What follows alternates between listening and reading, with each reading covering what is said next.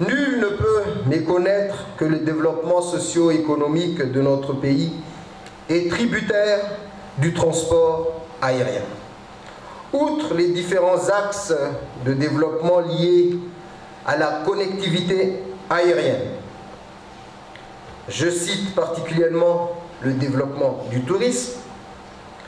Attirer et drainer 1 million de touristes à l'horizon 2020, tel est notre challenge.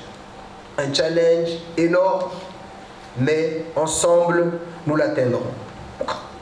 Partir de notre niveau d'arrivée de touristes actuels aux alentours de 245 000, donc, à 1 million en 2020, cela nécessite la contribution de tout un chacun, notamment tous les acteurs du secteur aérien, sans exception, que ce soit le personnel navigant, que ce soit les mécaniciens, que ce soit les transporteurs. Outre le renforcement donc de la compétitivité des compagnies aériennes de droit malgache, il importe de favoriser la venue de compagnies étrangères pour les liaisons internationales, et ce, comme nous le savons, par le biais d'accords de services aériens. Le ministère et l'ACM s'y attellent.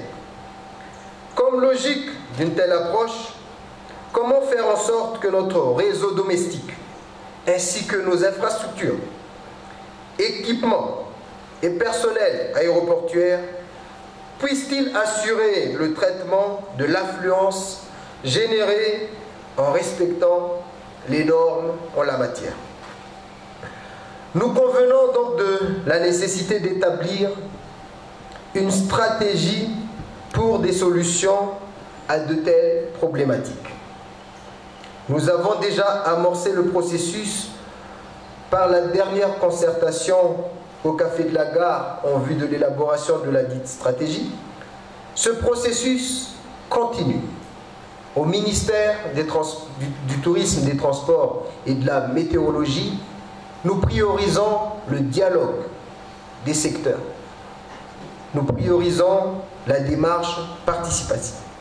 Aussi, le ministère, suite à ces différentes discussions, a défini les axes suivants.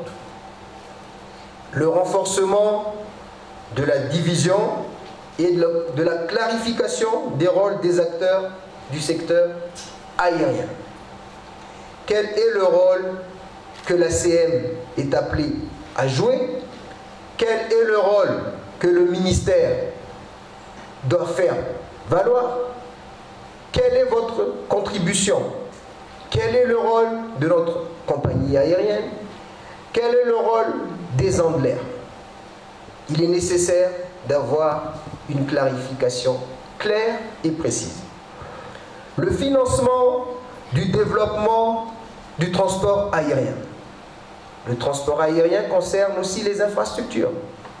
Comment est-ce que l'on pourrait mettre au nord, upgrader, comme ils disent, nos aéroports? Est-ce qu'il est encore concevable en 21e siècle d'avoir des aérodromes de seconde zone pour desservir nos sites touristiques, pour ne parler que de l'Issal, pour ne parler que des allées de Baobab? Donc, il est intéressant de se poser la question du financement, du développement du transport aérien. Quand à côté, l'île Maurice reçoit des Airbus A380, nous ici, pourrons-nous toujours nous contenter de nos twinotaires? Du désengagement de l'État et de la compétitivité du marché et de la recherche active de connexions aériennes internationales.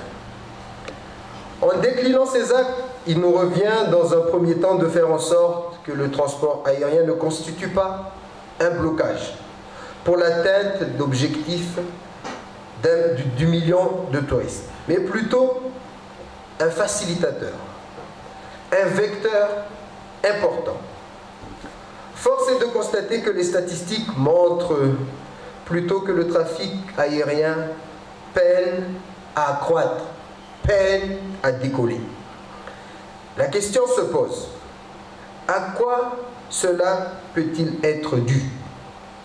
Pour y répondre dans un premier temps, concertons-nous, nous du sous-secteur du transport aérien. Quels pourraient être les facteurs de blocage à notre niveau et comment les éliminer? Que cela soit d'ordre législatif, que ce soit d'ordre réglementaire, d'ordre procédural, sans pour autant négliger l'aspect sécurité. Il a été évoqué tout à l'heure le problème du terrorisme, sans pour autant négliger les problèmes de sûreté,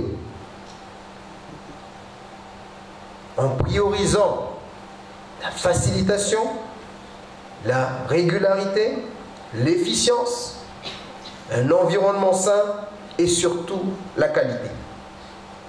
Tel est donc l'objet de la table ronde d'aujourd'hui.